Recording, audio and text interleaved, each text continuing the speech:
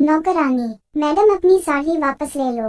मालिकन बोली, क्यों, तुम्हें पसंद नहीं आया? नौकरानी, ऐसी कोई बात नहीं, साड़ी वाकई में बहुत अच्छी है, पर वो किया ही ना के जब भी मैं उसे पहनती हूँ तो नंबर 1 साहब जी मुझ पर तवज्जो नहीं देते, उल्टा इन्हें लगता है कि आप हैं। नंबर 2, अक्सर ड्राइवर ही पीछे से आकर लपट जाते हैं।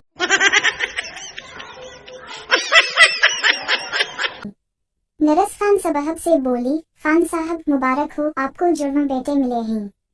खान साहब बोला, ये तो होना ही था जी, मैंने दोनों तरफ से कोशिश जो की थी। पप्पू सुबह सवेरे काफी उलझन में था। बाप से पूछा, पापा दिल की कितनी टांगें होती हैं? बाप बोला, एक भी नहीं। लेकिन बेटा ऐसा तुमको किसने कहा? पप्पू बोला, पापा फिर तुम कल रात क्यों कह रहे थे स्वीट हार्ट टांगें ऊपर करो?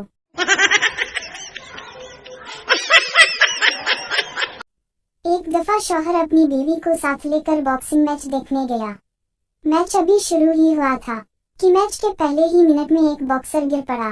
ये देखकर शौहर गुस्से से बोला, कमीना, एक मिनट भी नहीं लड़ सका, 1 मिनट से पहले ही गिर गई। बीवी शौहर की बात सुनती है और इसकी तरफ मुतवज्जह होकर बोलती है, अब आपको एहसास हुआ कि जब आप 1 मिनट में सो जाते हो तो मैं कैसा महसूस करती हूँ।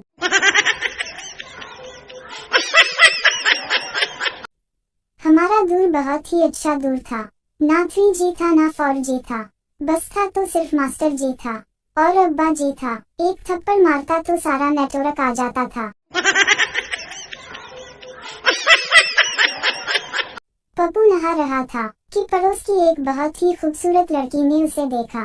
बात कोर्ट तक पहुंची। पप्पू बोला, जज साहब, इस लड़की ने मुझे नहाते हुए देखा है। जज बोला, तो आप क्या चाहते हैं? पप्पू बोला, जज साहब बदला। अब जज बेहोश। एक मरासी शहर से बाहर काम पर गया हुआ था। रात को 2 चोर उनके घर में घुसे और जवान बीवी की गजत लौटकर फरार हो गए। मरासी जब वापस घर आया तो बीवी ने बताया कि आपके जाने के बाद 2 चोरों ने मुझे बहुत बुरी तरह काम डाला। मराई, तुमने इन्हें रोका नहीं? बीवी बोली, मैंने तो बहुत रोका के रुक जाओ, लेकिन वो कहने लगे बस बीबी बस, अब और ताकत नहीं रही। एक कर्नल साहब ने अपने फौजियों को चाय की दावत दी। कर्नल ने चाय, समोसे और बिस्किट सामने रखकर कहा कि उन पर ऐसा हमला करो जैसे दुश्मन पर करते हो। सब फौजी शुरू हो गए। एक फौजी ने समोसे और बिस्किट जेब में डालना शुरू कर दिए। कर्नल ने कहा, ये कहा कर रहे हो? फौजी ने जवाब दिया, सर, दुश्मनों को जिंदा गिरफ्तार कर रहा हूँ।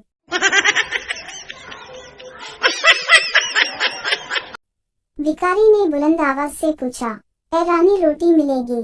घर के अंदर से आवाज आई, रानी अभी घर पर नहीं है, बाद में आना। भिखारी बोला, कमीने में चोमी नहीं मांग रहा, रोटी मांग रहा हूँ जो आप भी दे सकते हैं। एक फैक्ट्री का मालिक लाहौर चला गया। उसने अपने घर फोन किया। मुलाजिम पठान ने फोन रिसीव किया। फैक्ट्री के मालिक ने पूछा, आप कौन? मुलाजिम पठान बोला, आपका मुलाजिम खान। फैक्ट्री के मालिक ने पूछा, बेगम साहिबा किधर है? पठान बोला, वो अपने बंदे के साथ कमरे में। फैक्ट्री के मालिक को बहुत गुस्सा आया। बोला, खान साहब, तुम इस घर के मुलाजिम हो और तुमने मेरे घर का नमक खाया है ना? पठान बोला, जी जी, आप हुक्म करें। फैक्ट्री का मालिक बोला, अलमारी में से पिस्तौल निकालो और दोनों को गोली मार दे। पठान ने दोनों को गोली मार दी और फोन पर बताया, दोनों को मार दिया, अब क्या हुक्म है? फैक्ट्री का मालिक बोला, अब दोनों की लाशें पास वाली दरिया में फेंक दे। पठान बोला, मारा पास तो कोई दरिया नहीं है। फैक्ट्री का मालिक बोला, सूरी लाला रांग नंबर।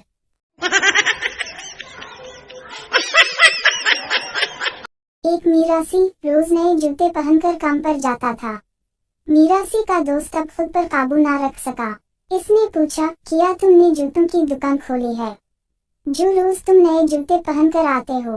मीरासी हंस पड़ा और बोला, नहीं दोस्त, मेरे घर के सामने एक नया मस्जिद बन गया है।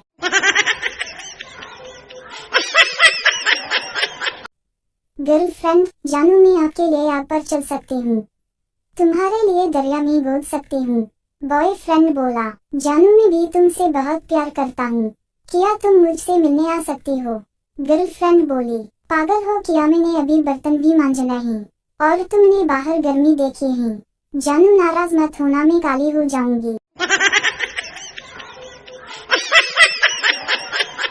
दूसरी शादी के ख्वाहिशमंद अफराद ये तहरीर लज़मन पढ़ लिए, मजा ना आया तो पैसे वापस। कहते ही भले वक्त में माहिरीन फन असातिज़ा के हम बड़ी उम्र के शादीशुदा तलबा भी पढ़ा करते थे। उसी तरह एक उस्ताद के पास एक तालिब इल्म ज़ेर तालीम था। उस्ताद की 2 शादियां थीं और तालिब इल्म की एक। उस्ताद रोज तालिब इल्म से कहता, एक शादी में किया मजा, असल मजा तो दूसरी शादी में है। शागिर्द सुन सुनकर आखिर दूसरी शादी पर आमादा हो गया। दूसरी शादी वाले दिन ही दोस्तों ने कुछ देर हुई, नई दुल्हन के दर पर पहुंचा तो दरवाजा बंद। खटखटाया, जवाब मिला, जाओ। उसी चुड़ैल के पास जिसके पास अब तक बैठे थे। यहीं तो पानीपत की लड़ाई छिड़ने को थी। समझाने की कोशिश की कि भली मानस दोस्तों के पास था, पर बीवी का शक कैसे निकले। इसके इलाज से तो हकीम लुकमान भी आजिज ठहरे। सोना मानी, सोचा चलो पहली बीवी तो कहीं गई नहीं, वहीं जाता हूँ, आखिर जाड़े की रात भी तो गुजारनी है। वहाँ गया, वो दरवाजा भी बंद। खटखटाया, जवाब मिला, जो नई ब्याह कर लाए हो वहीं जा मरो, अब यहाँ क्या लेने आए हो। मिन्नत समाजित की कि वो भी दरवाजा नहीं खोल रही। ये और शीर हो गई कि मुझे क्या पड़ी है दरवाजा खोलने की। सोचा चले मस्जिद चलते हैं, कि दर बदरों का ठिकाना वही है। कोई दरी या सफ लपेट कर रात की सर्दी का मुकाबला तो करें। उफ्तम वाओ खैजर मस्जिद पहुँचे। लाइट का दूर था नहीं, दिया जलाने की जरूरत नहीं थी। अंधेरे में सफ को हाथ डाला तो कुछ नरम नरम चीज महसूस हुई। अंधेरे में उस्ताद जी की आवाज बुलंद हुई, आखिर आ ही गए हो। रोज में यहाँ अकेला होता था, सोचा चलें 2 तो हुआ करेंगे। बेगम साहिबा शौहर से, ए जी सुनते हो, आज हमारी शादी की 10वीं सालगिरह है, हमें क्या करना चाहिए? शौहर ठंडी सांस लेते हुए बोला, आओ इस अजीम हादसे की याद में 5 मिनट की खामोशी इख्तियार करें। एक चूहे ने हीरे को निगल लिया और हीरा के मालिक ने चूहे को मारने के लिए एक शख्स से राब्ता किया। जब शिकारी चूहे को मारने के लिए पहुंचा तो वहां 1000 से ज्यादा चूहे इकट्ठे थे, मगर एक चूहा सबसे अलग बैठा हुआ था।